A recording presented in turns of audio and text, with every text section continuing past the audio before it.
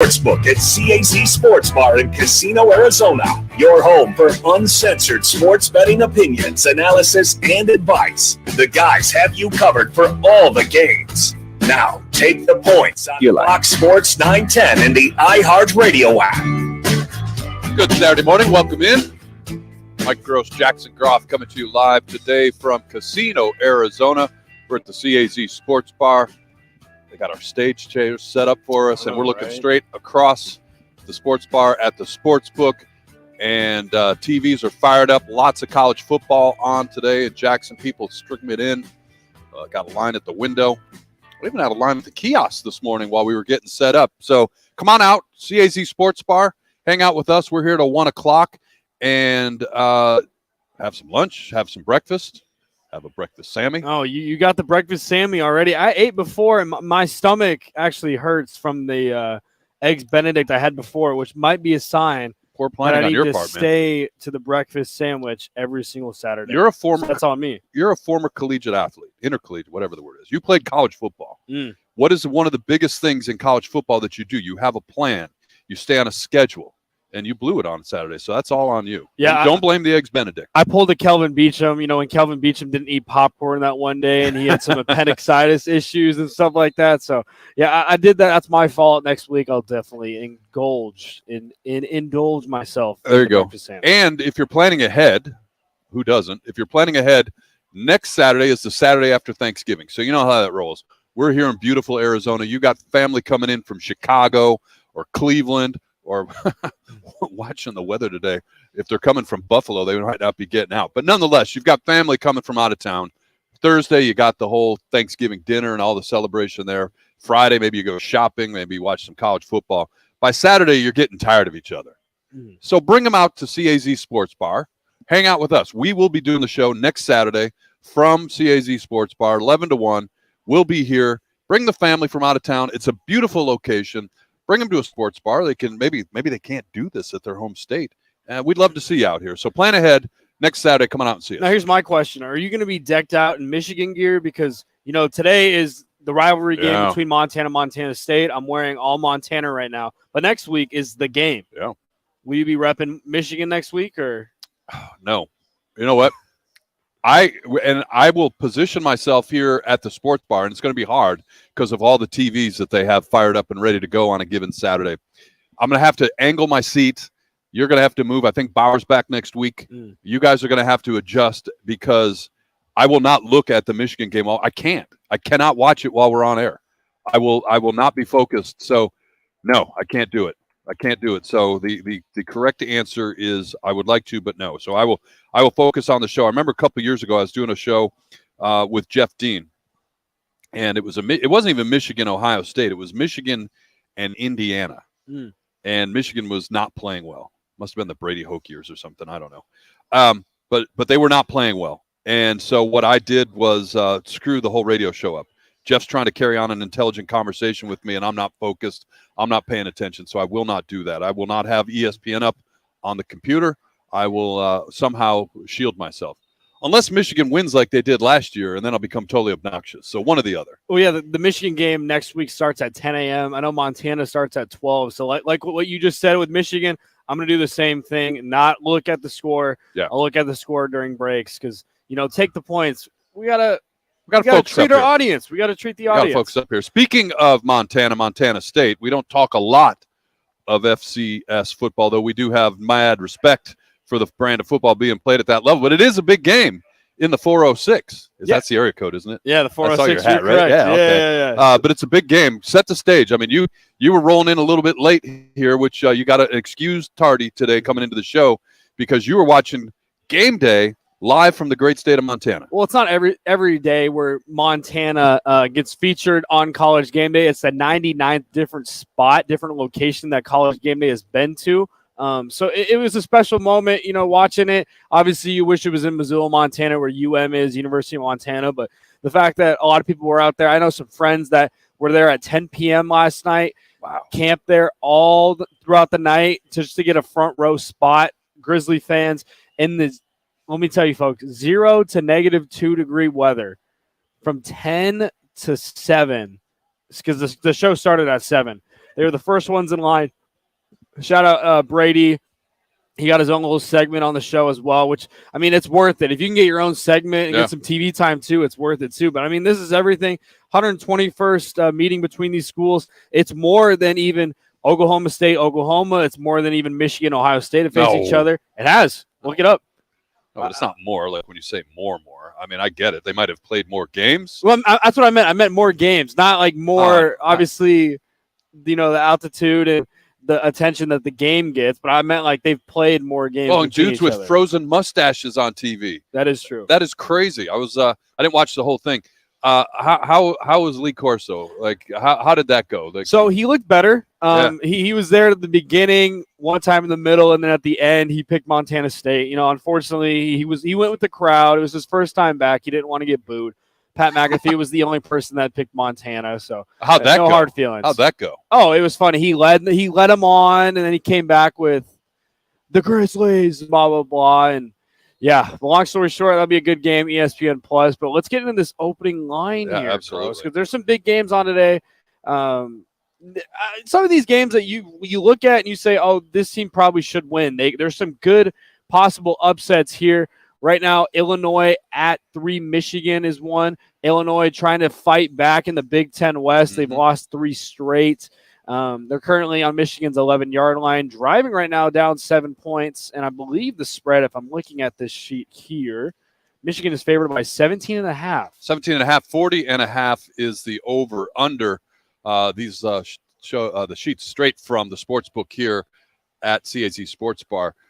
Michigan scares me only from the standpoint of, if you watch them a lot this year, pay attention. They play around with teams in the first half, it seems like. And then the number that they outscore their opponents by in the third quarter is ridiculous. Sooner or later, you're going to run out of runway doing that. Illinois is not a great team, but they're an above-average team for the Big Ten West. And so sooner or later, you're going to get in trouble if you continue to play that way if you're the Wolverines, and you're certainly not going to get away with that next Saturday. Definitely, Grose. And when you mentioned Michigan starting off slow, I remember when they played Maryland, they started off slow. When they played Penn State, they started off slow. So we'll see if the Wolverines can turn it around here, as Illinois has now made it to Michigan's 6-yard line, 4th and 1. The next biggest game here in the morning slate, folks, is for TCU at Baylor. Now, Baylor had a tough game last week against Kansas State. We'll see how TCU bounces back. We'll see how Baylor bounces back in this matchup. TCU favored by only 2.5 as the 4th-seeded team in the country after last week when they were a 7-point underdog against Texas. You look at TCU, and I think the powers that be in college football, certainly those that vote on the playoff rankings, they're looking for a reason. Because there is nothing that TCU can do today or the rest of their season that will move them off that 4 spot. Move them up off the 4 spot. Yeah. They will fall, and they will fall dramatically if they lose a game, but they're not going to move any higher than 4 the rest of the year. I just, you look at it, and, you can talk strength of schedule. Fine, I get it. I'm a Michigan fan, whatever. They are not going to move this team. For whatever reason, TCU is there because they have to be, because they're undefeated. They're out of the Big 12. They've got Baylor today, a game you just mentioned. Then next week they're home against Iowa State, and then it looks like, unless the wheels fall off, they'll be playing in that Big 12 championship game on December 3rd. But they will not move off the 4 mark if anybody has anything to say about it. I wouldn't even be surprised. Let's say that TCU runs the table. They beat Baylor. They beat Iowa State. They win that Big 12 championship game. And let's say some shakeup happens above them. Michigan or Ohio State will lose. I doubt Georgia loses, but let's say they do. They will move another 1-loss team ahead of TCU, I believe, before they bump TCU up. It just feels like a serious lack of respect for TCU this year. And I think the biggest thing, too, Gross, great points there when you talk about all those teams, is when TCU plays some of these ranked teams, like let's say when they played Kansas, they were ranked. Now you look at Kansas, they're unranked. They've lost, I believe, 3 or 4. Oklahoma, they played when they were ranked. They were highly ranked, actually, at the time. So the biggest thing for fans, that if you're a TCU fan in the Big 12, you got to root for all these Big 12 teams to have a good season for the rest of the year. Finish strong, like you said, to make yourself propel over some of these teams like Tennessee, SEC, and others. Yeah, absolutely. Hey, let's set the lineup for today. Coming up in just a little bit. In fact, in our next segment, Johnny Venerable from PHNX Sports will come in and talk about the Cardinals, the 49ers, that game Monday night from Mexico City. And, of course, you want to come out here to the CASP Sports Bar and hang out with Rock and Manucci and the guys to take in that one. And then at 12:30 for his regular visit, our good friend Marco D'Angelo from WagerTalk.com. And finally at 11:45 or so, we're going to visit with Jeff Hoodzow. And we're going to give somebody the opportunity to win a gift card, though. Jeff rebounded last week. He kind of took it personally, Bauer calling him out like that. But Jeff Hoodzow around about 11:45 or so. Hey, before we get out of here, we want to remind you that AZTV Channel 7 is your new home for college football here in Arizona, featuring schools that have produced some of the game's best athletes, great football, high-energy halftime bands, and coverage you won't find on any other station. This week's game is Texas Southern at Alabama A&M.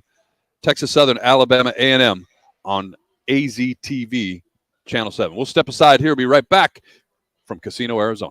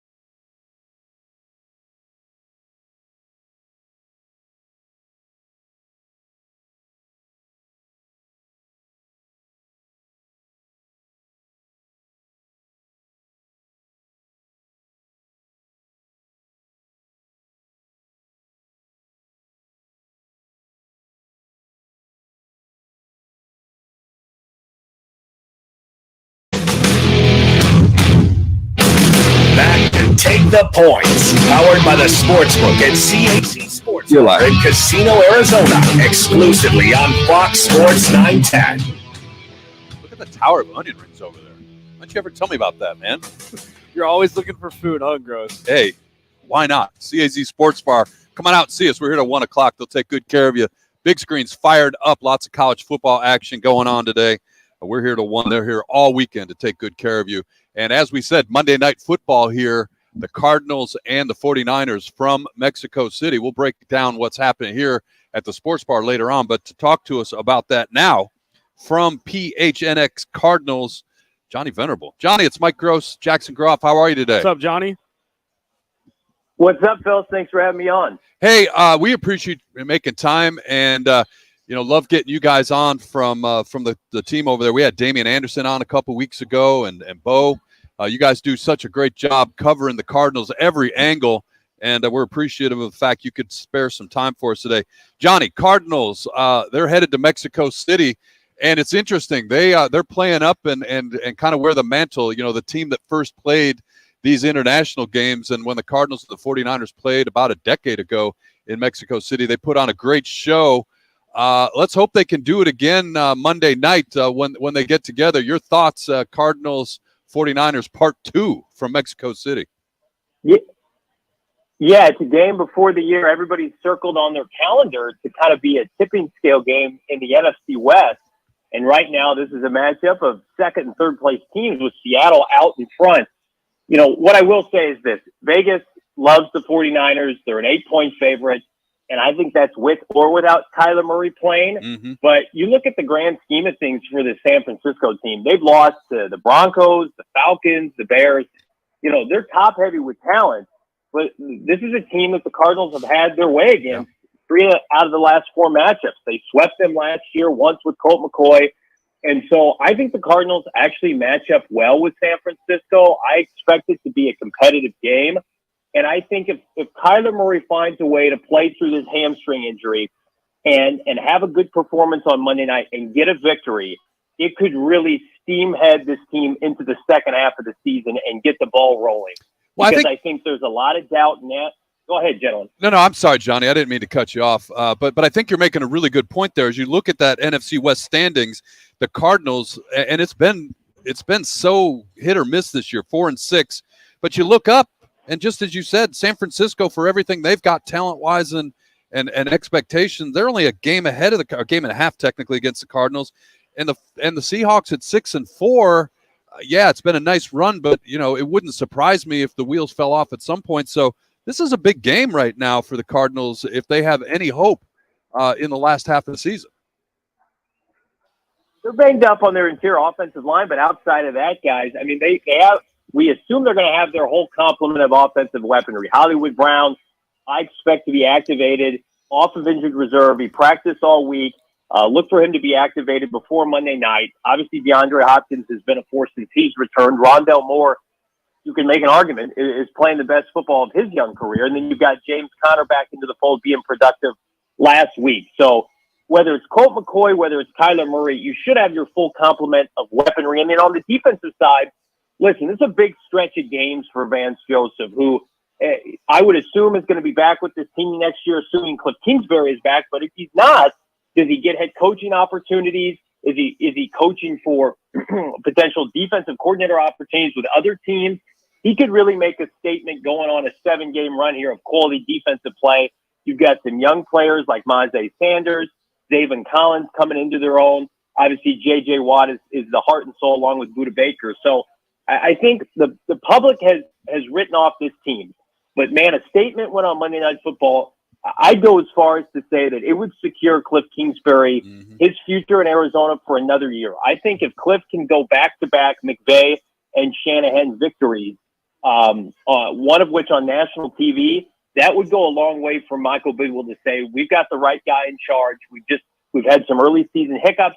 Maybe we can hit our stride in a second half that once upon a time, gentlemen, looked daunting. But right now, a lot of winnable games, but it starts Monday night. Yeah, and it would prompt another great episode of Hard Knocks. And I want to talk about Hard Knocks with you guys because at PHNX, you guys do something different. You'll have on a director on each week and kind of recap each episode.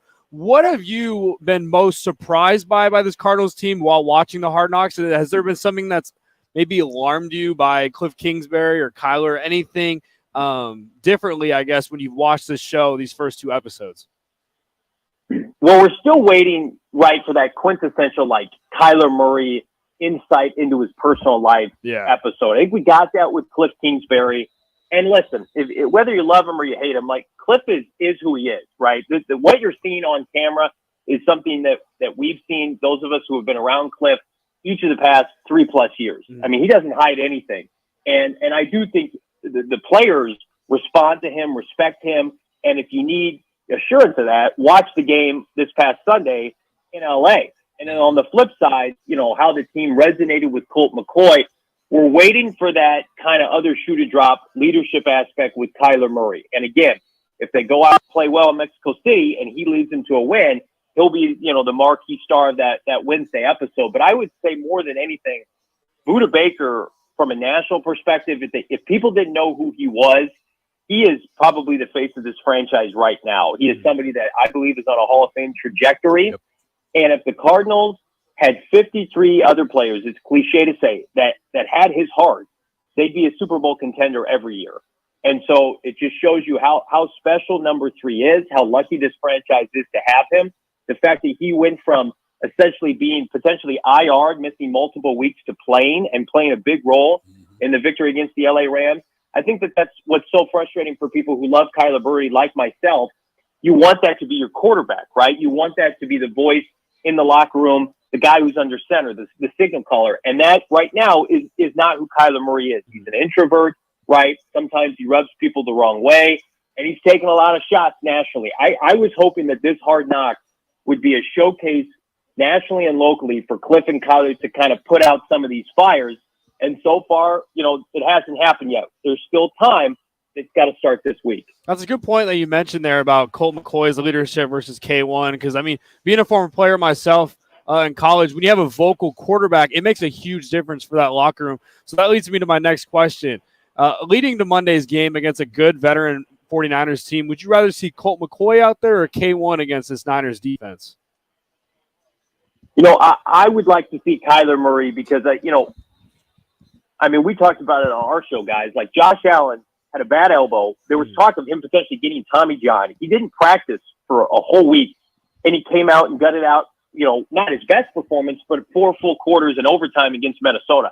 And he's going to play this weekend, potentially, if their game doesn't get snowed out. I think right now on our show, at Pushback, there's a little bit of an NBA mentality with Kyler. He got his money. Now you got to elevate people. You're making $40-45 million.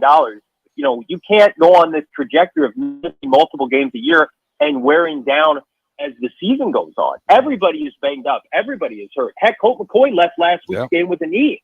His mobility is not what he wants. If you're paying him that much money, and I do believe this, his 80% better than Colt McCoy's 100%. And so give me Kyler Murray, give me K1. He's had a lot of success. He's played well against San Francisco.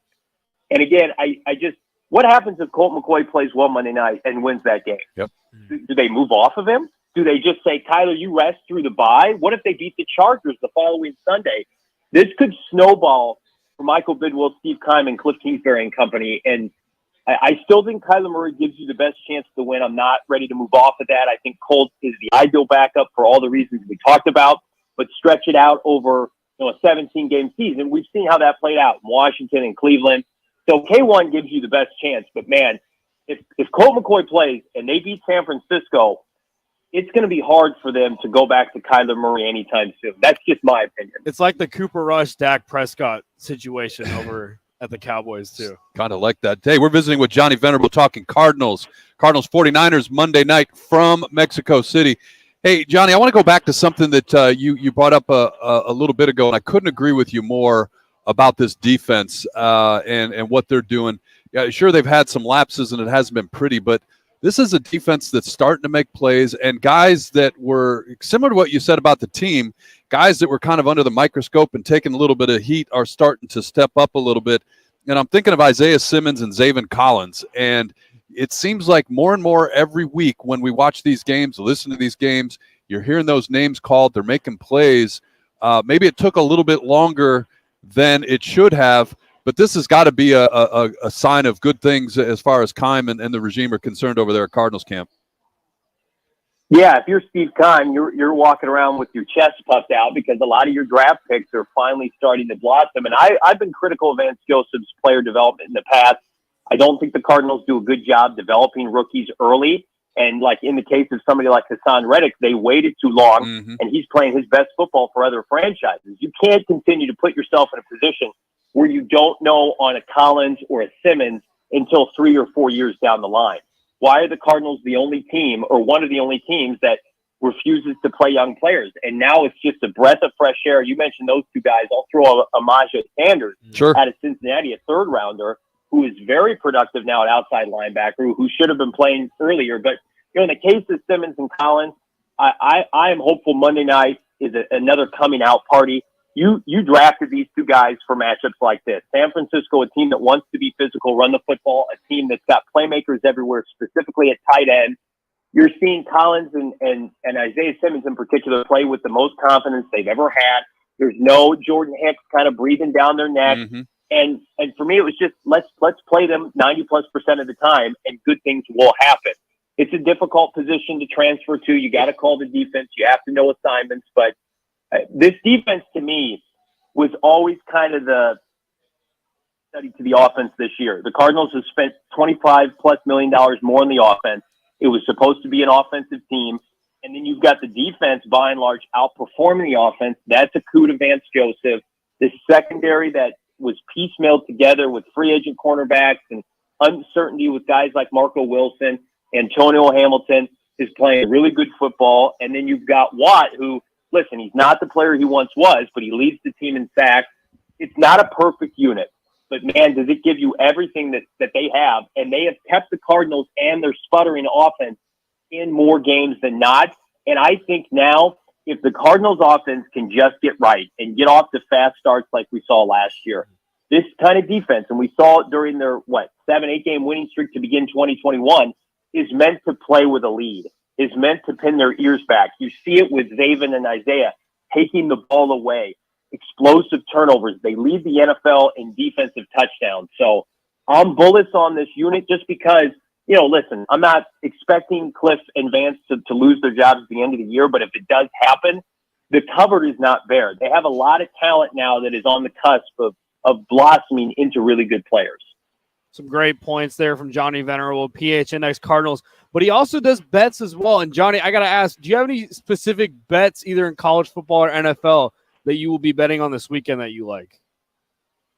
Yeah, my favorite, coincidentally or not, is everybody is bailing on the Broncos-Raider game because neither team has been efficient. The Broncos can't score points. I actually like the over a lot in that game, 40 points. I think we're going to get a spirited performance from Russell Wilson and Derek Carr with a lot of heat on them. Either one of their teams, especially the Raiders defensively, I think they're going to struggle to contain Cortland Sutton and company. And then I like Chicago. Justin Fields, prop surrounding Justin Fields right now feels like free money. 69.5 rushing yards. I think you can get plus money on that right now on a number of different betting sites. He's going against an Atlanta defense that's average at best. Chicago, if you want to dabble, they're +3 in that game. So a couple different matchups. I think the Philadelphia Eagles go into Indianapolis, beat up on Jeff Saturday in a rebound game following their loss to the Commanders. So it's a loaded betting slate. A lot of teams playing for their season, including the Cardinals. Hey, John, real quickly before we let you get out of here, carry the theme forward. Your thoughts on the numbers from Mexico City Monday night between the 49ers and the Cardinals. Yeah, I don't love the fan numbers. It's supposedly going to be 88% 49er fans, which is not great. But that number 8, I do think the Cardinals will cover. I'm not willing to wager on it just yet. I want to see who plays quarterback first. But I do think that anytime touchdown for DeAndre Hopkins feels safe. He has always given the 49ers fit, dating back to 2020, that debut outing when he had over 100+ yards. So I think they'll feature him. And then here's a player that I think a lot of locally know, but not nationally. Trey McBride is taking over for Zach Ertz. And he was playing a lot before Zach Ertz's unfortunate knee injury. but now he's going to get the bulk of the receiving yards and the catches in the passing game. And this is a kid that was the Mountain West Male Athlete of the Year. He was unbelievable at Colorado State. He's their best plus receiving tight end they've drafted, I think, in the last 20 years. He's he reminds me a little bit of Jackie Smith. So look out for him. If you can get some props on his overs tomorrow, maybe dabble on an anytime touchdown on Monday Night Football. I don't hate that either.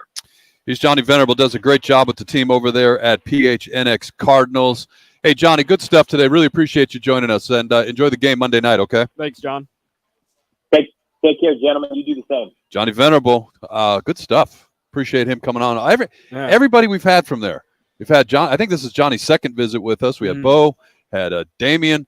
They do a great job covering the Cardinals. Appreciate them always making time for us, and Johnny specifically today. Hey, we'll step aside here and more from the CAZ Sports Bar on the other side.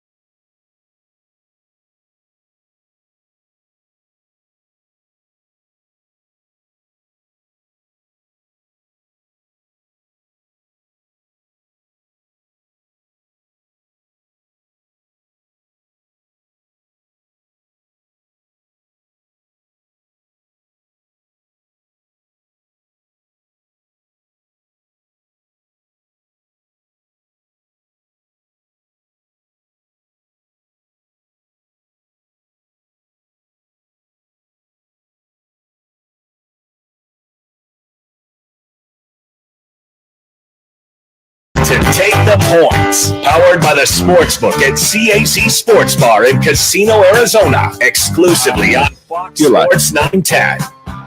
Thanks again to Johnny Venerable for joining us in the last segment. Appreciate him always. Great job by the team over there at PHNX Sports. They cover all the sports really, really well, and always good with their time when we call on them. So we appreciate that. Hey, Monday night right here at the CAZ Sports Bar at Casino, Arizona, you got football. Cardinals, 49ers, and Jackson, the line. We were talking to Johnny about it. Picked up the sheet this morning when we walked into CAZ Sports Bar at the Sportsbook. They've got the 49ers as an 8-point favorite, and the over-under sits at 43.5. That feels a little bit low to me, given what we've been talking about and what the Cardinals have to do. So I'm not sure how I feel about that. You know, the 49ers are loaded offensively, and I like Jimmy Garoppolo, but he sometimes seems like a liability. And you wonder what this would be like without if they would have had Trey Lance, but we won't know. Maybe not till next year. But 43.5, I'm looking at that number, and I can't decide which way to go on that. It's crazy, too, because I saw a stat last Sunday when it said, I believe he's like 9-1 as a starter, Garoppolo, without throwing any touchdown passes. So it shows you that he doesn't have to be relied on to win these football games for the Niners. They just have so many weapons offensively. But, yeah, Grose, like you said, 43.5, I just don't know how it's going to go on a Monday night. Mexico City, elevation, unfamiliar territory for both of these teams. I don't know. I'm kind of favoring the under here. Yeah. We'll see. I want to ask you that, too, because you played in the Big Sky, right? You played in places maybe not as high altitude as Mexico City, but when you're bouncing around city to city, you know, you're going into Utah and Idaho and Washington and Arizona, Colorado in that conference. Altitude's a real deal. And if you're a highly conditioned collegiate athlete, and certainly an athlete that competes at the highest level in the NFL, I get the altitude, but I think, is that becoming an overblown part of the story, or do you think it's a real factor? I think it's a real factor when it comes to, your stamina, when it comes to energy levels and stuff like that. Like last year, Montana went on the road and played at NAU. They won that game, but I warned them. I said, hey, it's a different type of altitude there than what you're used to. It's altitude in Missoula. I believe it's like 2,000, but I couldn't tell you what Flagstaff is on the top of my head, but it's, I believe, it's 5 over times. 7. Yeah, over 7,000 feet. So it definitely makes a difference, but I think when you adapt to it in the first quarter or so, it kind of you can kind of play more free and adjust to the altitude there. But we'll see how the Cardinals do going from sea level to Mexico City, I believe, is like 7,200. 7,200. And before anybody texts me that I was incorrect, 6,900 in Flagstaff. So, and the two teams taking a kind of a different view of it. San Francisco spent the week in Colorado Springs practicing at the Air Force Academy. Cardinals, they're just going in and doing their normal thing. They've been working with their sports medicine, sports conditioning people, and they feel confident in doing that. So we'll see. It's real. The altitude's there for both teams, obviously. All right, but more importantly, we're not going to Mexico City. If you're in town, come on out here to the CAZ Sports Bar. The kickoff jackpot is up to, I believe it's at $2,500. So that means if your name gets drawn, you're in the hot seat for the kickoff, and either a 49er or a Cardinal returns a kickoff for a touchdown, and the try for the extra point, whether it's a 2 or a 1-point kick, is good, you get that jackpot. If they don't run it back for a touchdown, but say they take it out to the 32-yard line, one of the guys that are out here, they'll hand you $32 in cash, just like that. Free to enter. The only stipulation is that you're a member of the Players Reward Club. And in addition to that, you guys have a lot of other great stuff going on throughout the course of the game. Yeah, you mentioned the Rewards Club. It's actually free. And they don't really send you those. They don't send you those like spam emails all the time, those annoying emails. They don't do that here at the Casino Arizona. They treat their customers right.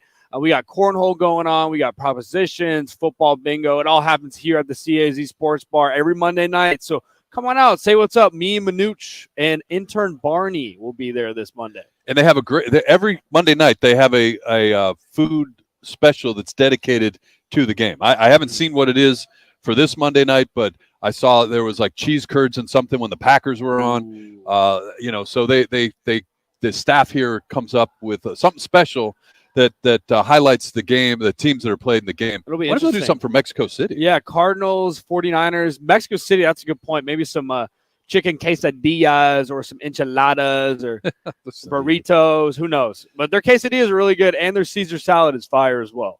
Dude, I just saw the Tower of Onion Rings next week. No breakfast, Sammy. We're doing the onion rings. Onion rings at 11. That's not bad. 11 is kind of like lunch. Yeah. Dude, look, the menu here is wonderful, and the wait staff is first class. They'll take good care of you. And like I said, the big screen TVs fired up. The sports book. The windows are open. The self-service kiosk available. Come on out. CAZ Sports Bar, Casino, Arizona. All right, we step aside here on the other side. By for his weekly visit is our good friend Jeff Hoodzow. And your chance to get on the horn and pick games against him for your chance to win a $50 gift card. Stay tuned. That's coming up next on Fox Sports 910. Take the points. Powered by the Sportsbook.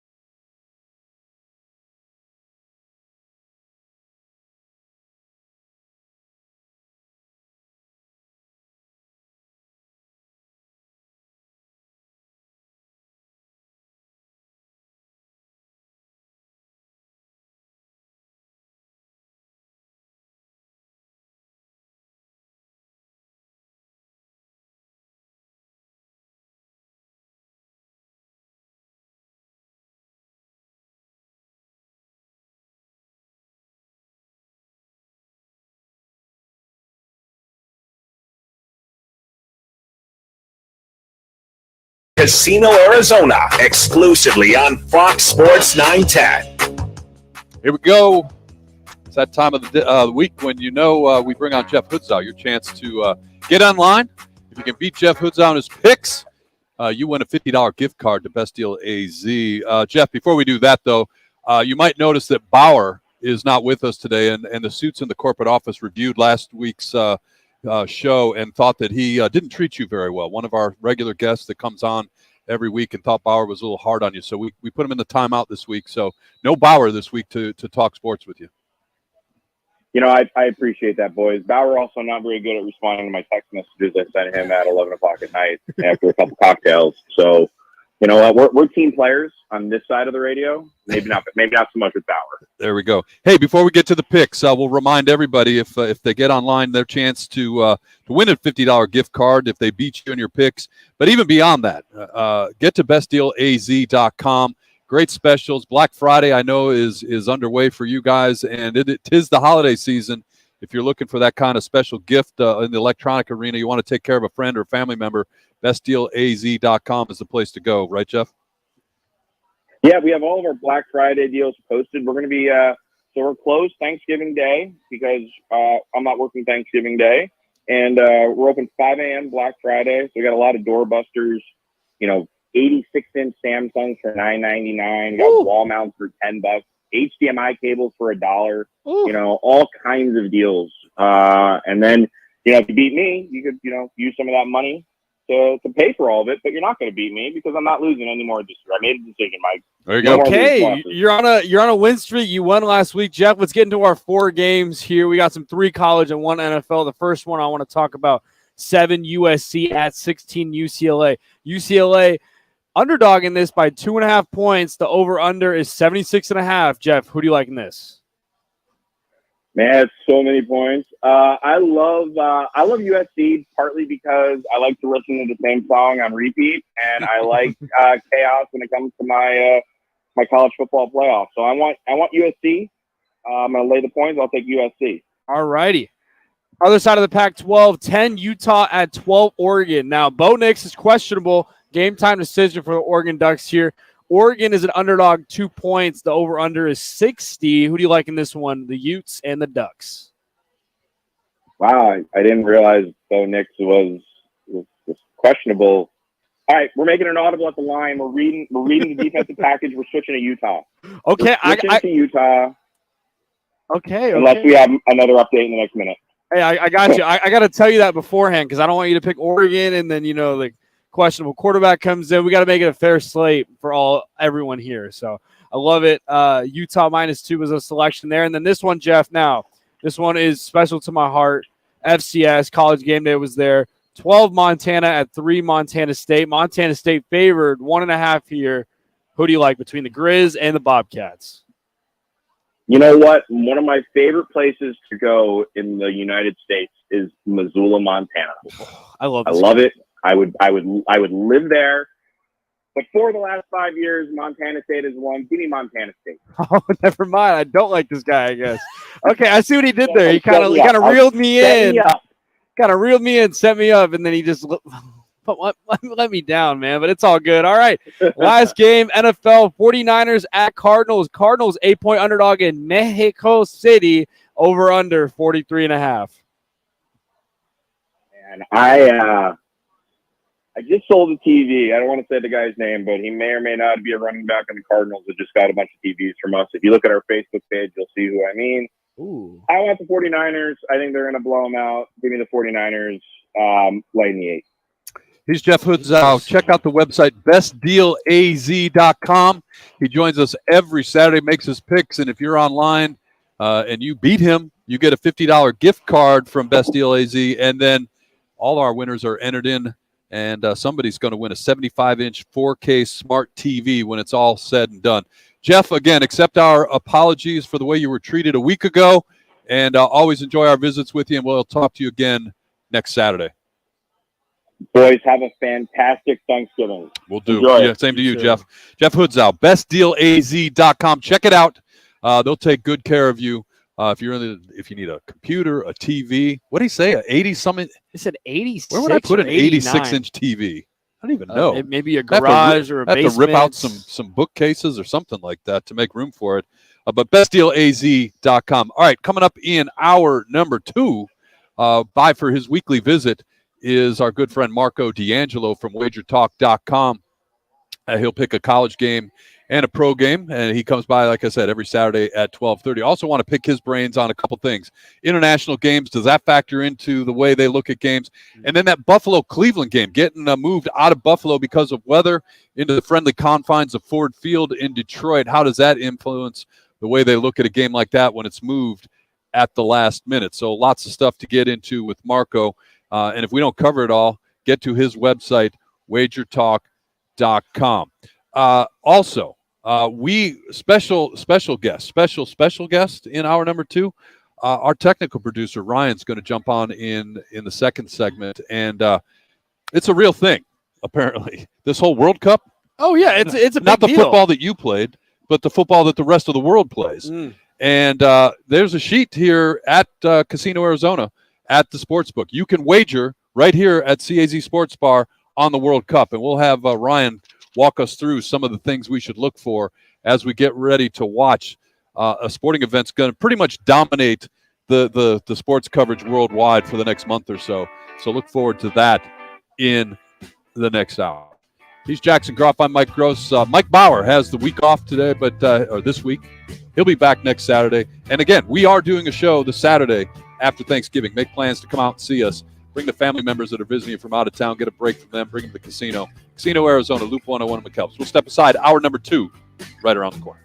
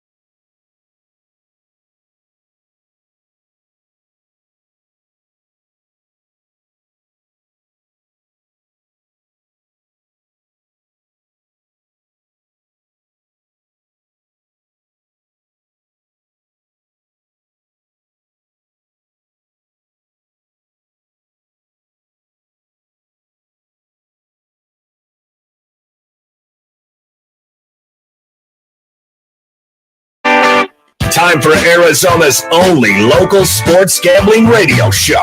Take the Points, powered by the Sportsbook at CAC Sports Bar in Casino, Arizona. Your home for uncensored sports betting opinions, analysis, and advice. The guys have you covered for all the games. Now, take the Points on Fox Sports 910 and the iHeartRadio app. Welcome back. Hour number 2.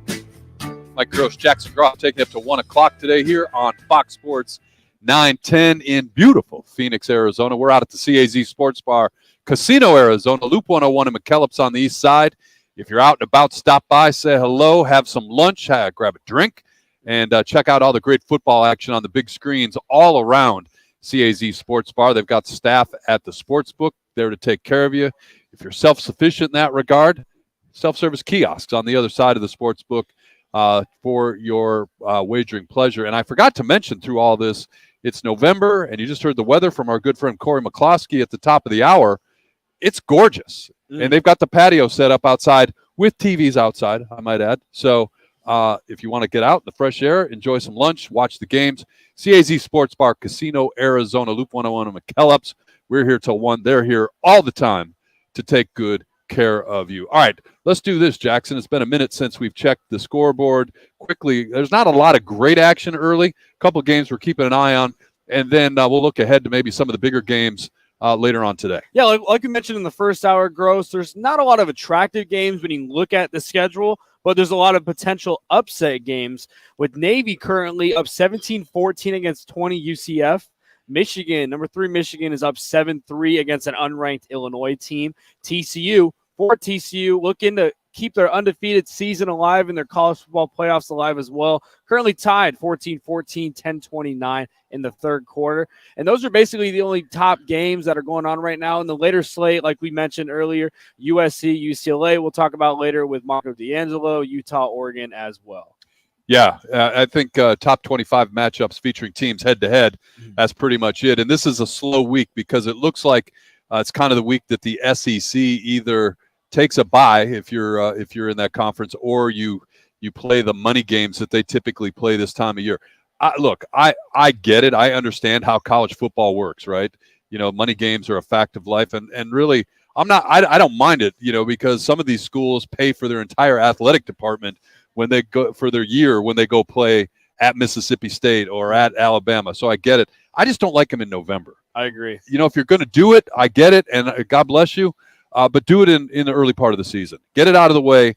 I mean, if I'm a season ticket holder, if I'm on TV, if I'm a network, I'd much rather watch Alabama play somebody out of the SEC than Alabama play Austin Peay. Well, then Alabama's already played University of Louisiana Monroe earlier in the season. They played Utah State too. Those aren't FCS programs, I guess, but those are weak non-conference scheduled games that the Crimson Tide always schedule every single year. They usually schedule like 2 or 3 of them. But I agree with you, Gross. It's tough for a team to face all this tough competition like Alabama's been facing Tennessee. Yeah. They face Ole Miss, face LSU, and then to just play Austin Peay the next week. It's just like, do you want to play our backups then? Or what? It's just like, it's a different mindset, especially a week before the Iron Bowl. And say what you want about Auburn, it's going to be a good game regardless against those 2 squads. Austin Peay at Alabama this week, East Tennessee State at Mississippi State, UMass at Texas A&M, Western Kentucky at Auburn.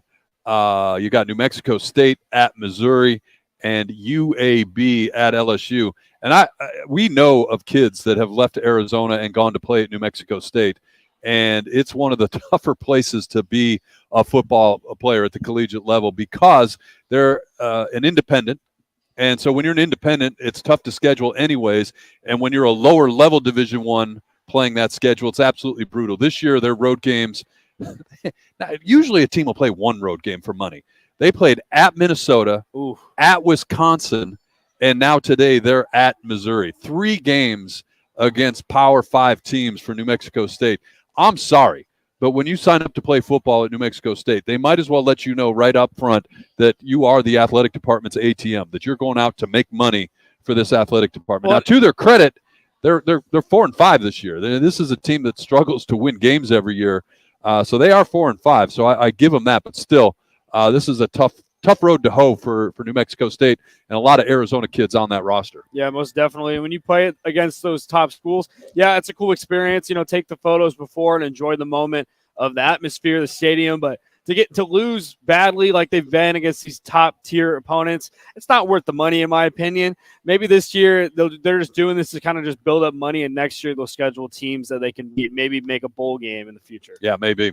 But nonetheless, it is a fact of life in college football. All right, coming up at 12:30, Marco D'Angelo from WagerTalk.com will be by for his weekly visit. Let's look at some of the notes from around college football. We get a great email every Saturday from our good friends at the Stuff Media Group, and they kind of give us some of the notes and trends in the wagering world from college football.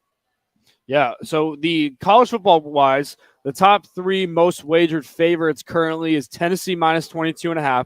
76% of people were on that. TCU minus 2.5. 73% of people went with that. And then 68% of people went with Georgia minus 22.5 at Kentucky. 22.5 is a lot of points. Big number in both cases. And SEC games, too, at night for both Georgia, Kentucky, and Tennessee, South Carolina. I'm not saying they're going to win. I'm just saying 22.5 points, it's just a lot. Yeah. Especially with teams like Kentucky and South Carolina that kind of like to run the clock more. So it's kind of tough to, build that 22.5 lead. Yeah, that number, like you said, night games in the SEC, that game scares not the right word, but that I would be afraid of that number just because, like you said, it's so big, and especially this week. I don't know what the weather is in the southern part of the country. But it's crazy weather week this week. You get a thunderstorm blowing through or something like that, or heaven forbid, something worse with freezing rain or whatever. That can take it out of the offenses, and that number all of a sudden becomes that much more difficult to hit. One of the things that I was looking at in that email that we get, the 2 most wagered overs in college football. The first one was Iowa at Minnesota. 76% of people are on the over, but it's only 32.5 points. That is very enticing. They set that number to get your attention for sure. I said this is the second lowest total in over 20 years. Exactly. Wow. Exactly. And I would be chomping at the bit on that one. The other one is freaky high, and again, it's in a rivalry game, and it scares me on the one hand, but I've seen these 2 teams play. USC at UCLA, 66% of the people are on the over, which is right now at 77.5. And you said, well, that's a high number, Mike. And I was like, yes, it is. But let's look at USC's last 3 games. They beat Arizona 45-37. They beat Cal 41-35. And they beat Colorado 55-17. So clearly they can score, and their defense, because those aren't exactly the cream of the crop in the Pac-12. And those teams scored a lot of points on that USC defense. Yeah. I don't mean to cut you off, but real quick, same thing with UCLA. If you look at what their numbers are for the last couple of weeks, and of course, Arizona beat UCLA a week ago, but the last 3 games, 38-13 against Stanford, 50-36 against Arizona State, and then they lost to the University of Arizona 34-28. So same thing. They can score points, and their defense doesn't seem inclined to stop anybody. So in this game, I might be with the larger number right now. I might be part of that 66% jumping on that over. I agree 100%. It's 2 bad defenses against 2 very great quarterbacks. Great scheme, offensive minds in Chip Kelly and Lincoln Riley. USC is getting a little healthier with Jordan Addison coming back. They lost their running back in Travis Dye, but they're so deep. They got so many transfers and that USC portal that came over into USC. And then for UCLA-wise, they got a great running game and a great passing game. They got a dual quarterback in DTR. And, yeah, I agree with you, Grose. I think it's going to be 77, 80, 85 here between these 2 teams. These defenses are very, very bad. If a UCLA team can let Arizona put 45 on them. Was that right? 45, and then USC letting a Colorado team put a lot of points against them too. It's just I think it's going to be an offensive battle, which I don't mind. I like kind of seeing the offenses go hand in hand in a shootout. And when I'm wrong, and I admit it. And I think last week you, Bauer, and I were talking about Arizona State being bowl eligible. What's it going to take? And I said neither one of these teams will be bowl eligible, thinking that Arizona would have lost to UCLA last week. Arizona State, with their loss, they're 3-7, so mathematically they're not going to be bowl eligible this year, regardless of what happens in their final 2 games. Arizona, though, sits at 4-6, and you look at this all of a sudden after winning on the road at UCLA. They've got Washington State this afternoon on a game you'll catch on the Pac-12 network, and then the season finale, the Territorial Cup, against Arizona State. Mathematically, Arizona still has a chance to be bowl eligible, which I find to be absolutely incredible, given how far down this program was just a few short years ago.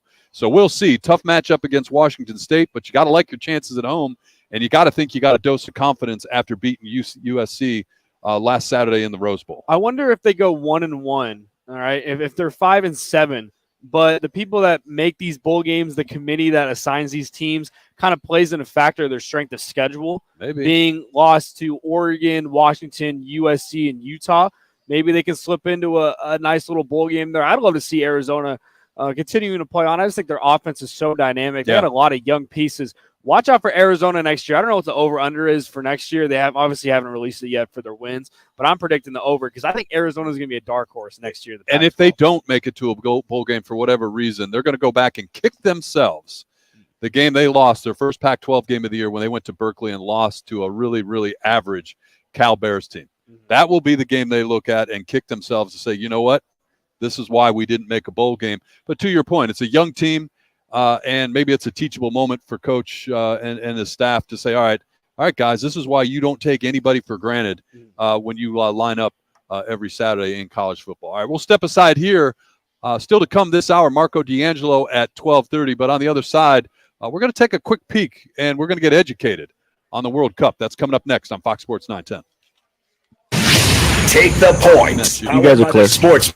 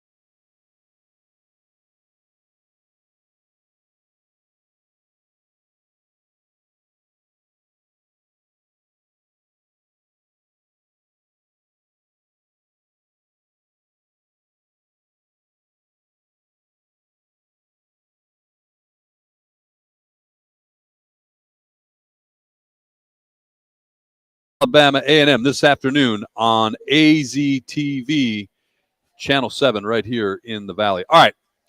We talk a lot of college football. We talk a lot of NFL. We talk some other sports. But you have to have been living under a rock lately to not know that the world's biggest sporting event gets underway starting tomorrow. That's the World Cup, and that's football with a F-U-T-B-O-L, not American football. And both of us, we don't know jack about the World Cup. We don't know that much about soccer, but we're fortunate. Our technical director, Ryan Sirk, is on with us now, and he's, I think, and we're going to give him a test drive here, Jackson. He might earn the label our official insider. And that'd be huge. That'd be huge for him, his resume. And if this goes well, he'll be a regular contributor to the program, keeping us up to date. Ryan, how you doing, man? Good. I'm doing well. How are you guys doing? Good. We got the World Cup coming up, and we just by happenstance happened to say something about that. We had the sheet from Casino Arizona, the Sportsbook. You can wager on all the World Cup action right here at CAZ Sports Bar at Casino Arizona. And then we also said, well, neither one of us know anything about it, so we can't offer any insight. But Ryan, you do. Give us some of your things you're looking at as the World Cup gets underway starting tomorrow. Oh, yeah. I've been waiting for the World Cup for a long time. This week has gone by so slow for me, especially since the World Cup is usually in the summer. And since it's in Qatar, summer's too hot, so they moved it to the winter.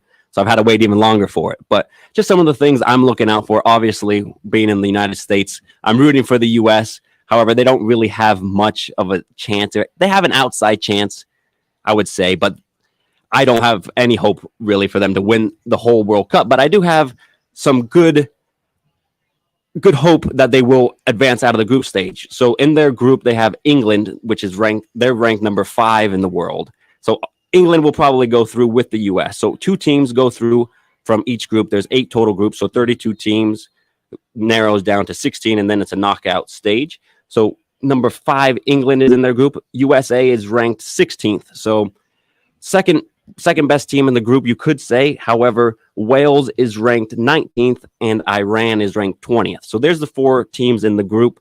And overall, it is the toughest group in the World Cup based off the world rankings. So it's really up in the air who's going to go in second behind England. Hey, so Ryan, we're sitting here, like I said, Casino Arizona at the CAZ Sports Bar. The sheet's available.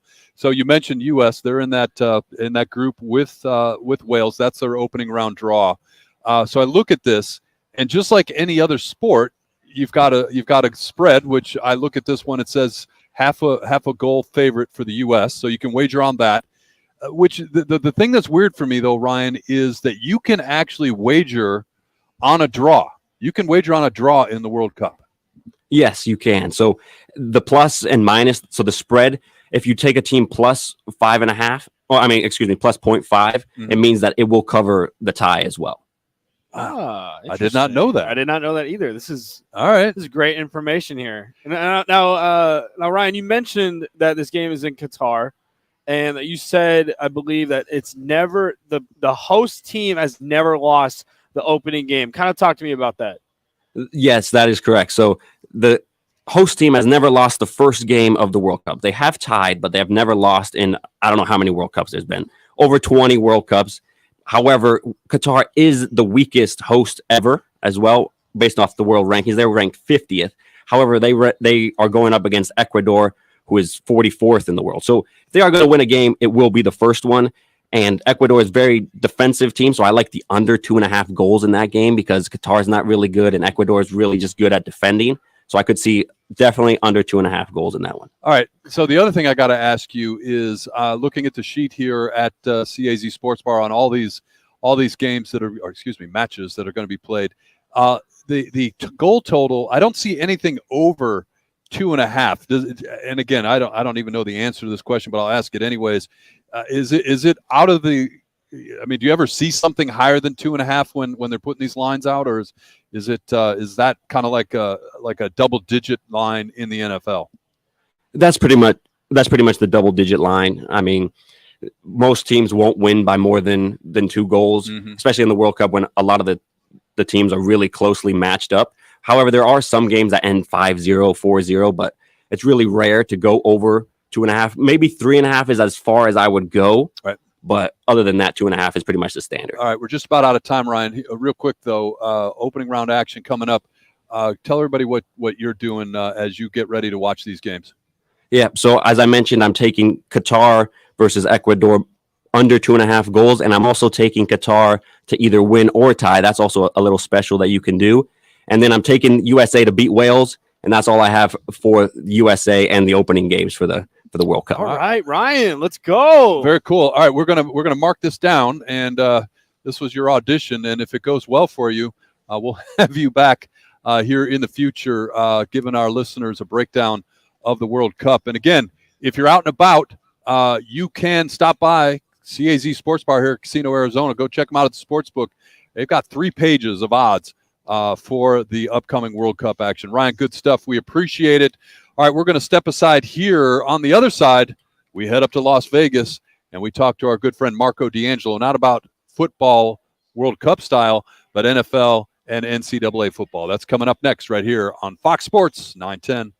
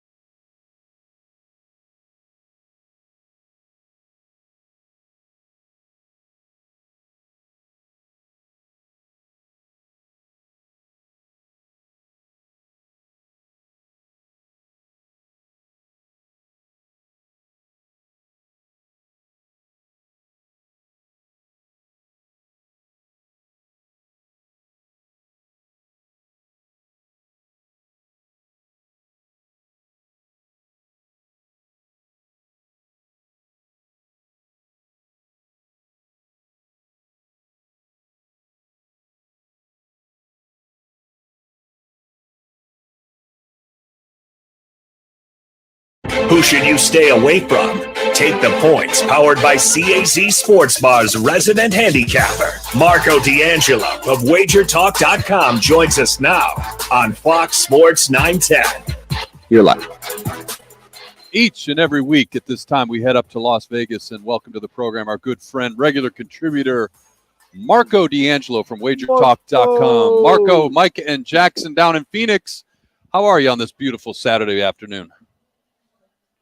Good. Looking forward to some good college football games tonight. There's a good one going on right now with undefeated TCU, and we got some Pac-12 games that mean something tonight. Yeah, absolutely. And regular listeners know we try to put a little bit of a local focus on our picks when possible, but Marco just said meaningful Pac-12 games, so that eliminates the Arizona schools, particularly since they're both underway already.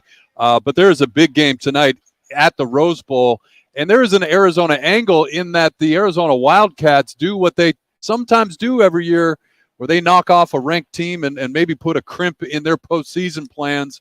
And Arizona did that last week in the Rose Bowl. They knocked off UCLA and handed UCLA a second loss. And so now the Pac-12 mantle is left to the USC Trojans. They are a 2.5-point favorite in this one tonight at the Rose Bowl.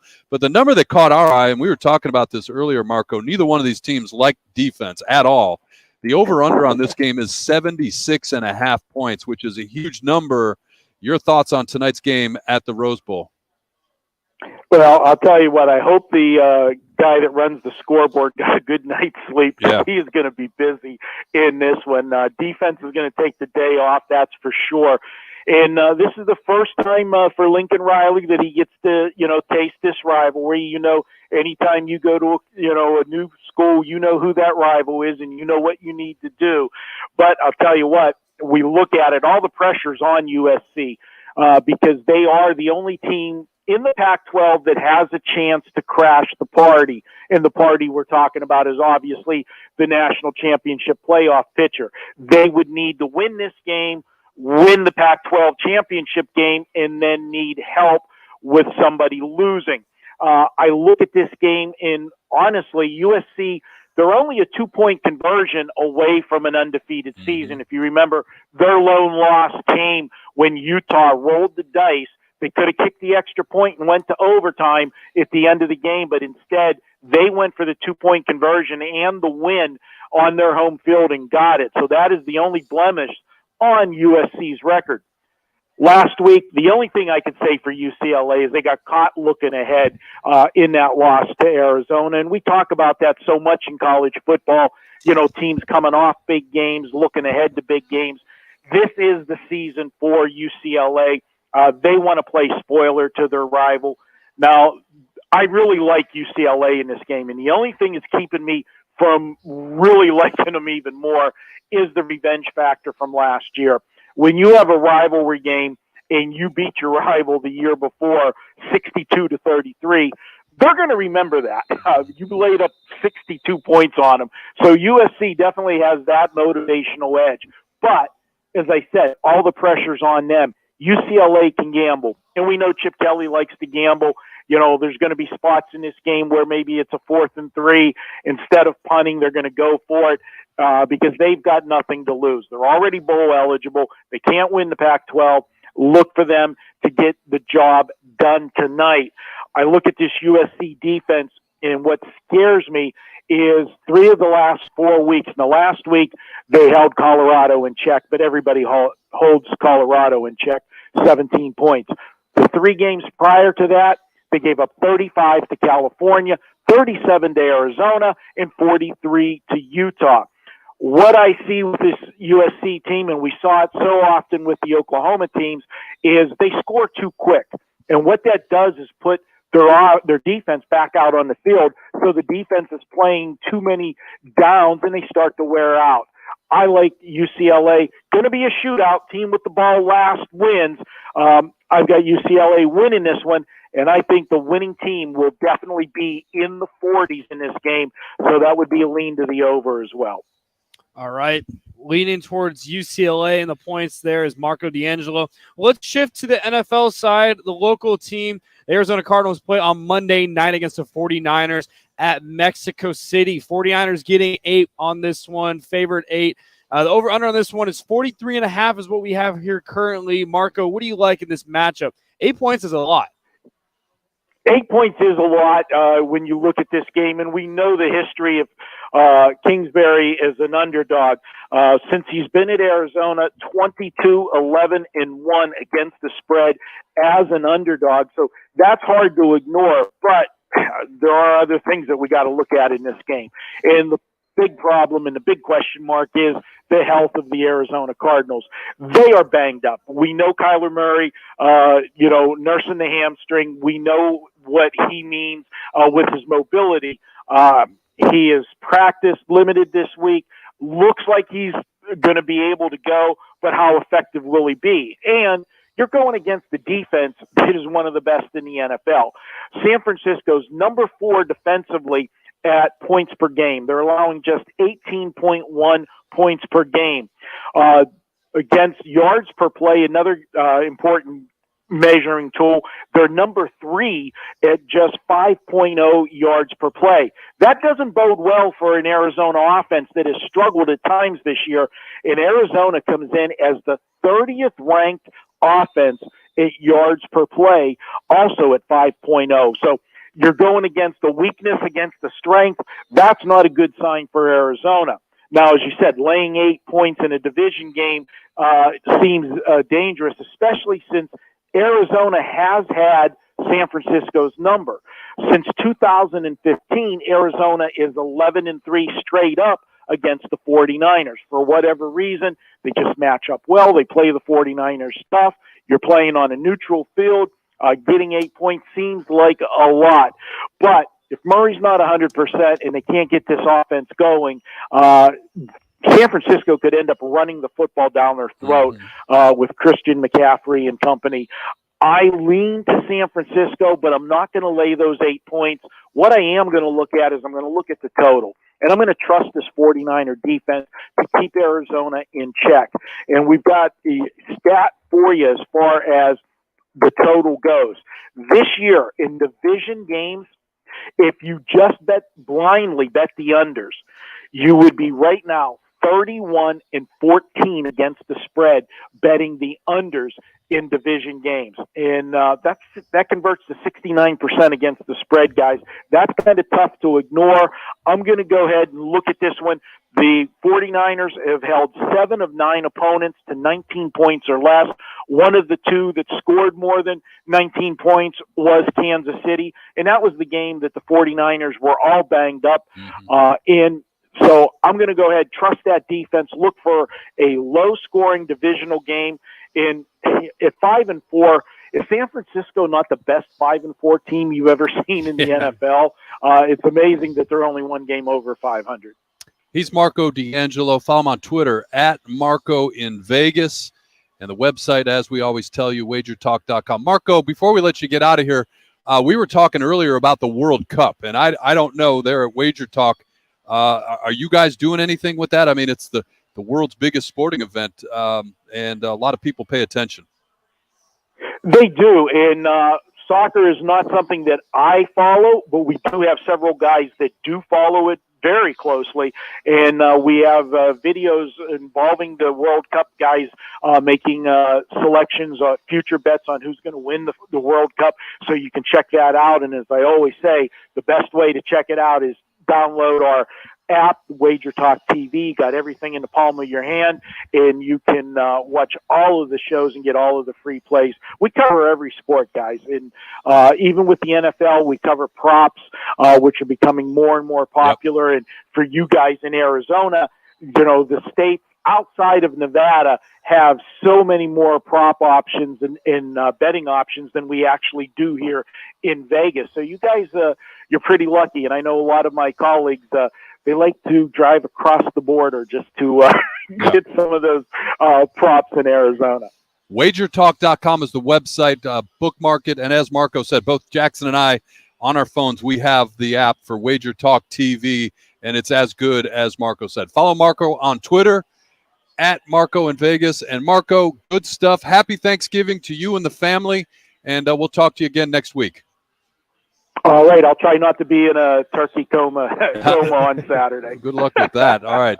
Marco, good stuff. We'll talk again next week. Always appreciate Marco coming on. And I wrote down those two things that he said, and you and Bauer always give me a hard time. Trade on the knowledge, though. What did he say? 31-14 against the spread if you're betting the under in division games this year. Just blindly. You don't even look. Just say, I don't even care who's playing. Give me the under. And you're 31-14. You're making money with that kind of knowledge. What are we doing around here? Making money. And then Cash those tickets. Cliff Kingsbury is 22-11-1 against the spread as an underdog as the head coach of the Arizona Cardinals. So we appreciate Marco coming on each and every week with us and sharing the knowledge. Wagertalk.com is the website. All right, and as we kind of alluded to at the top of the segment with Marco, we do try to put a local spin on what we do.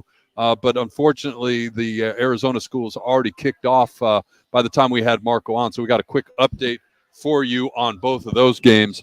And as luck would have it, Arizona is losing to Washington State late in the first quarter. The Cougs up 7-0 on Arizona. The Cougars are a 4-point favorite. The over-under in that one, 63 points. No half there, 63 points.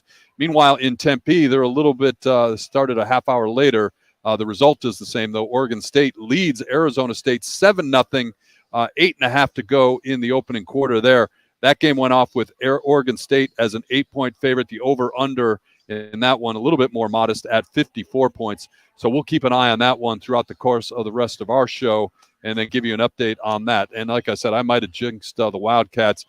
They are still technically bowl eligible at 4-6.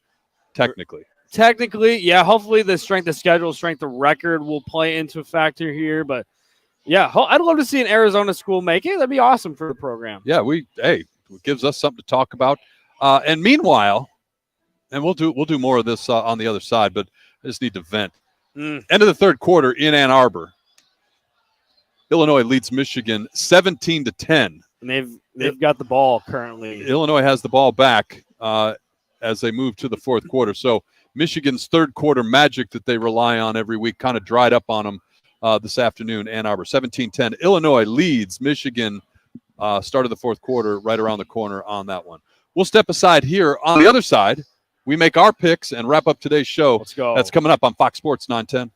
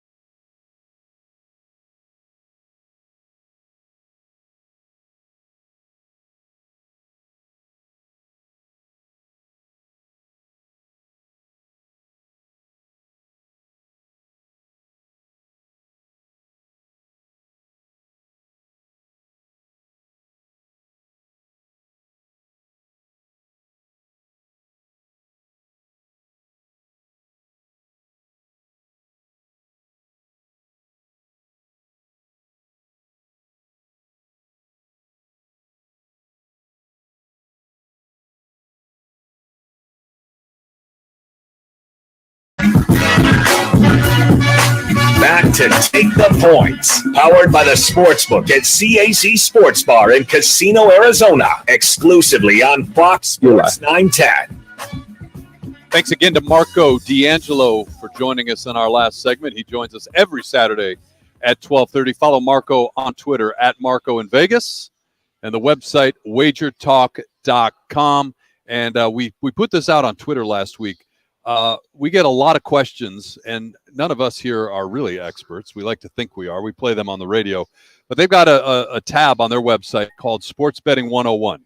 If you or somebody you know getting into gambling and you want to make sure you understand some of the nuances, some of the details, spend a few minutes there. It'll really pay dividends for you. wagertalk.com. Real quickly, in Tucson, it's still 7-0, end of the first quarter. Washington State leads Arizona. And up the road in Tempe, Oregon State up 7-0 on the Devils. Just over a minute to go in the first quarter in that one. All right. Regular listeners to the show know what we do now. And Bauer's not here today, but we have his picks. And we went to 4 games, and it seemed to pay off for at least one of us. Jeff had a great week last week, kind of rebounded. I think I was winless last week. Yeah, you were 0-4. I was 1-3. Bauer was 1-3. All right, this is where I redeem myself. This is where I make up for my missed performance a week ago. Jackson, let's run through here, and we'll just read Bauer's picks and go from there. All right, 100%. Let's do it. 7 USC at 16 UCLA. UCLA plus 2.5 here, over under at 76.5 points. I like UCLA plus 2.5. I think this is a bounce back win for UCLA. I like DTR in the moments later in the game. I think he prevails. I like this running attack, this offense that they have. And it comes back and forth. Like Marco said, whoever has the ball last is going to win this game. I got UCLA plus 2.5. And Bauer is going opposite. He's got USC minus 2.5. Gross, what do you got? I like USC in this one. I think they understand under Lincoln Riley what lays ahead of them. UCLA, Marco said it, maybe they were guilty of looking ahead in that game against Arizona, but that's inexcusable. And I think there's some lingering hangover there for the Bruins. Give me USC. I don't mind that 2.5. And the other Pac-12 game, it's like 2 semifinal Pac-12 games. Yep. Like the winner of each will make the Pac-12 championship game. 10 Utah at 12 Oregon. Oregon a 2-point underdog. Over-under here is at 60. Me and Bauer are the same here. We like Utah minus 2. I think Utah's more of a disciplined team over Oregon. Cameron Rising at quarterback. Kyle Whittingham as the head coach there. And Oregon, I just don't know the quarterback situation. If Bo Nix plays, yes, he's dynamic. But with the bum angle, I don't know how he will play against this good Utah defense. Give me Utah minus 2. Gross. I like Oregon at home, even with the question mark at quarterback. And something tells me deep down inside he rallies and figures out a way. He figures it out, right? He knows what's on the line. This is why he transferred to play in a big game like this late in the season. I don't mind that 2.5 or 2, whatever it is. Give me Oregon at home against Utah. All right, 12 Montana at 3 Montana State. Folks, the game's going on right now, but we made these picks earlier before the show started. Montana State is favored 1.5 points here. I got Montana plus 1.5. I got to go with my alma mater. I got to go with I'm an alumni of the school. I used to play there. I got to go with Montana. Cannot pick the Bobcats. Well, Bauer picked the Bobcats minus 1.5, as well as Hudzow. Gross. What do you like in this? Look, I'm a huge Montana fan. I appreciate it. I'm a huge Montana fan, and I was going to pick Montana State, but I didn't want to hurt your feelings. But I love a game like this. It's cold, yes, but it's for Montana in late November. It looks like it's a nice day. It looks like, so the ball's going to fly around the yard up there. Score me some points. Let's show them why we love watching Big Sky football from the state of Montana. So may the best team win, but give me the over. All right. I like it. All right. And the last but not least, NFL, 49ers at Cardinals. Cardinals plus 8 underdog in Mexico City. 43.5 is the over-under total for this matchup. We've been talking about it all show. For me here, Gross, I don't know about Cardinals plus 8. I don't know about Niners minus 8. So for me, I'm going the under 43.5 here. I think these two squads won't score over 43.5 points. I think the offenses kind of struggle against these good defenses. Bauer is the opposite. He's going with the over 43.5. And then Gross, are you teaming up with me on this one? I am. Look, hey, this year, if you would just blindly pick the underdogs in division games, you'd be 31-14 against the spread. Just wow. you don't even need to know who's playing. Just say Team A, Team B, give me the under 31 and 14. So I'm not the smartest guy in the world, but when I hear a number like that, that's 60-some% click on the unders. Give me the under in this game. Deja vu. I feel like I heard that stat somewhere, but I just can't. Like, look, it's on Jackson, the tip of my tongue. You haven't been doing this quite as long as I have. You've got a bright future ahead of you in this industry, but I'm going to give you some advice right now, some free advice. Okay. Trade in knowledge. Trade, like if somebody gives you some information, don't be afraid to reuse it, especially if it makes you sound like you know what the hell you're talking about. So take that knowledge, use it, and move on. Like I said, it's how it works. Just like we were talking about the Arizona State basketball team, Bobby Hurley, Bobby effing Hurley beat Michigan the other day in Brooklyn, and you said to me, don't be so surprised by that because Arizona State has never lost to Michigan in basketball. I'm like, damn, look at that, unreal. Thank you, Jackson, for sharing that with me. That's how it works, man. I will take that to note, 100%. Whatever knowledge I get stored upon me, I will use for other audiences. Yeah. Now, if you're writing a paper for your master's degree or something like that in the future, always source your work. But 100%. Doing what we do, you don't have to do that.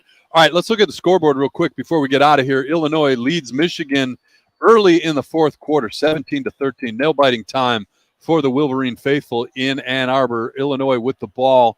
They lead it 17-13, 11 and a half to go in that one. Big doings in Waco, Texas. TCU, 5 minutes to go in that one. Trail Baylor by 8, 28-20. TCU has the ball. They are currently driving. Max Duggan just had a huge run there of 21 yards. They're inside the 33-yard line of Baylor, so watch out for TCU. But if they score, a 2-point conversion is going to be crucial if they want to tie this ball game up. Yeah, absolutely. We mentioned both the Arizona schools losing 7-0 at this point. Number 18, Notre Dame, early in that one. They lead Boston College 9-0, and I can't find it, but help me here. Did that Navy Central Florida game go final? I believe so. Navy won. Wow, upset in the top 25. You're absolutely right. The midshipmen, they get the win. They beat Central Florida in Orlando 17-14, upset win for Navy. They knock off number 20, Central Florida. Navy improves to 4-7, still out there looming for them. Their big rivalry game, the game against Army-Navy game in a couple weeks, but a big win for Navy today. Yeah, and that's after UCF beat Tulane last week. So it's going to be interesting to see what non-Power 5 school will make that New Year's Six game in January. Yeah, absolutely. All right, real quickly, as we wrap up today's show, Monday Night Football, come on out here to Casino, Arizona. You can hang out with the guys at the CAZ Sports Bar. The Sportsbook is open. Hey, tell me, because I've not come out to a Monday night game since they moved here to CAZ Sports Bar. What's the action like at the Sportsbook on a Monday night? We got a line, people come in, taking advantage of that? It gets packed. There's a line over at the kiosk. There's a line over at the tellers there. They're trying to place in the last-second bets for the Monday night game. I know some people do parlays. I know some people do. They got first touchdown score. Anytime touchdown score. They got it all here at the CAZ Sports Bar. It's a good setup. And then the best part is if you win your parlay that night for the Monday night game, just turn around and you can cash it out right here at the sports bar. Usually sometimes you got to wait the next day because you're at home or you're at a different location. But you have the pleasure of seeing that teller that you told your bet to and give him that winning ticket. He gives you that money back. That just sounds unbelievable. Cash it in. That's right. And the kickoff jackpot up over $2,200, I believe you said. Your chance to win cash just for watching football. And if all that's not enough, you've got the great food and drink special every Monday night. They've got $20 domestic beer buckets. They've got $22 imported beer buckets. And look, they've got a team-inspired sandwich for each Monday night game. And let's see if I can get it real quick before we get out of here for today. Coming up, San Francisco and Arizona. They've got the Sonoran-style hot dogs. It's a warm hoagie roll, bacon-wrapped hot dog, onion, tomato, and your choice of a side. Ooh, are you kidding me? Ooh. That's Monday night, San Francisco and Arizona. Come on out to CAZ Sports Bar, Casino, Arizona. Loop 101 in McKellips. Your chance for winning cash just for watching football and great food and drink specials on top of it. So come on out and see the guys. You'll be here, Jackson, representing the Saturday show. And we mentioned it earlier in the show, but next week It's the Saturday after Thanksgiving. We'll be here. We'll be doing the show from the CAZ Sports Bar. You're going to be tired of your relatives, your guests from out of town. Hey, I got an idea. Let's head out to Casino, Arizona. 100%. Let's go see the guys. Let's go watch the games at the CAZ Sports Bar. We'll be here next Saturday from 11 to 1, and I might switch off the breakfast Sammy. I saw the Tower of Onion Rings. Might be something to do. Hey, we want to thank today's guest on the show. Always appreciate Marco D'Angelo from WagerTalk.com. Had Jeff Hoodzo coming on making his picks, bestdealaz.com. Johnny Venerable from PHNX Cardinals coverage. Talk about the Cardinals and the 49ers from Mexico City on Monday night. And a new guest. Had our technical director, Ryan, jumped in, dropped the knowledge, talking to us about the World Cup wagering. We've noted his picks, and now he's under official review to see if he gets an invitation to make a visit in the future. But seriously, Ryan, appreciate you jumping on and doing that for us. It was good. And like I said, I don't know much about the World Cup. You obviously don't know much about the World Cup, Jackson. But if you are so inclined, the CAZ Sports Bar here, the Sportsbook, will take care of you. 3 pages of wagers. Looking at you can bet on just like any other sport. You can bet the over/under. You can bet a winner with a spread. You can do a money line. All the games through December 1st are available here at CAZ Sports Bar.